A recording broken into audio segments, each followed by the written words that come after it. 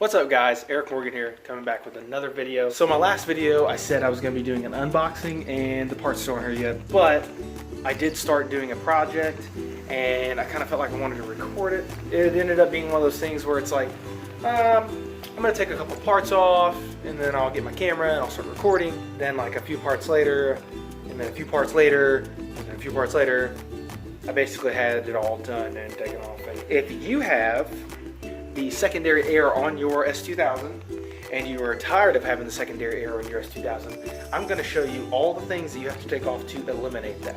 You will, if you take it off, you will get a check engine light unless you're running like a standalone ECU, which I have. I'm on the AEM EMS V2, or you can buy this thing. It's called like it's like an Iggy or an Izzy or something like that. I don't know, you can find them online if you look up secondary air delete for S2000. And basically all that is you just wire it in and it tells the car that the air pump is still there, so you don't have to look at some goofy check engine light for not having the secondary air. I'm going to do a quick little tutorial on the parts you should take off and kind of where they're at and how to take them off, all that stuff.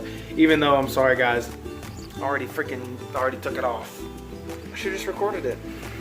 I don't really think you need to see me take every nut and bolt out to get the gist of it. And I have all the parts off, so they'll be laid out on the table and you guys can see each individual part and kind of what they look like outside of the car, so you know what you're looking at least you know what you're taking off. Let's start with the location of the part and then I will show you the part. How about that?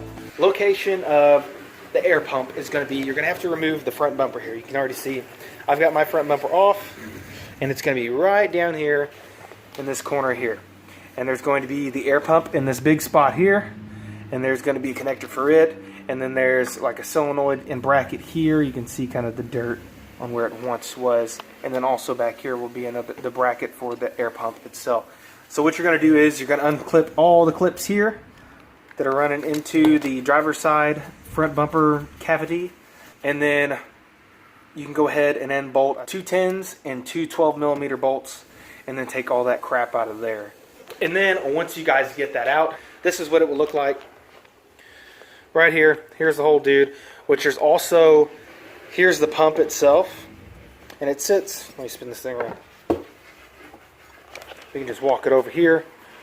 And it sits in the car like so.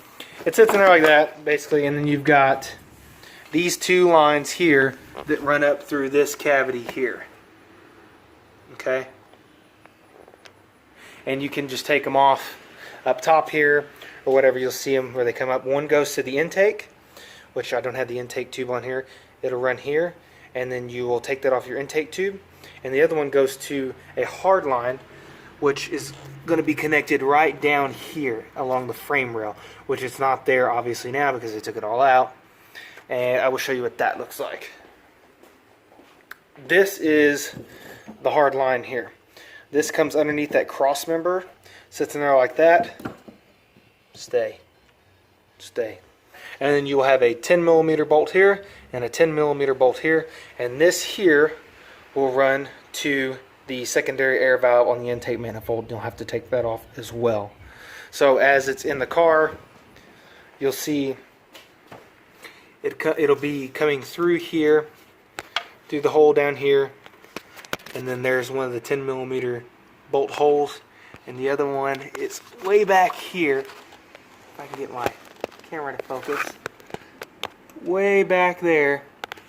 And they're kind of honestly those are the only 2 that are kind of a pain in the butt to get to, and they're not too terribly bad. If you get in there, just get you a 10mm ratchet wrench, and if you got the flex head, that's even better, and just ratchet them dudes out. It's not that bad. And then when I did it, I took off the I keep calling it EGR valve. I took off the secondary air valve, which is right here, and I just left the hose on the secondary air valve, and then it runs all the way down here in this mess under here. And then after I unbolted the two bolts that are down inside there and had this already disconnected when I pulled the secondary air pump, I just pulled the whole thing out through the top here. You just whip it all the way through the top here. Again, I should have done a video when I was doing it. It may have made more sense. But still, you're getting the idea. And then once you get this hard line out through the top. There's also all this junk here, which is going to be like the solenoid and the vacuum hosing and all that crap that runs up by the throttle body and the injectors. And then you'll also have this dude here, which you can get rid of this, and I will show you. This thing is air reservoir. Went right here, right there. And if you open the hood on your car, you guys will see this stuff. This one's really easy to see, and that's just a 10mm bolt. You take it out, and I just went ahead and put the 10mm back in there. So yeah, kind of the funny thing about this was I broke this like, I don't know, 6 months ago, probably 2 months before I got the AEM. I paid like $40 for this stupid little air reservoir, and now I'm just taking it back off. Yeah, whatever, live and learn. So then you've got these right here. These are right in line with the fuel injectors. On your car, you'll see this. It's underneath the injector rail here. And yeah, when I took this out, you had to take off the cover here, and then you got to take off, you got to take off the, there's 1, 2, 3, 4, 5, 10 mils there to pop the injector rail back to give you enough room to wiggle out these vacuum lines here. So once you get that out, that is that part. And also, yeah, I forgot about this here. This is what's down there by the secondary air pump. This thing goes right over here, and it mounted just like that. So you guys can see that now. Which that's like, I guess, an actuator or solenoid to turn the to tell the secondary pump to turn on or power up the secondary air pump. Yeah, that goes away too. There's the actual secondary air valve, which I have right here, and that's going to go right there, which I've already made a gasket.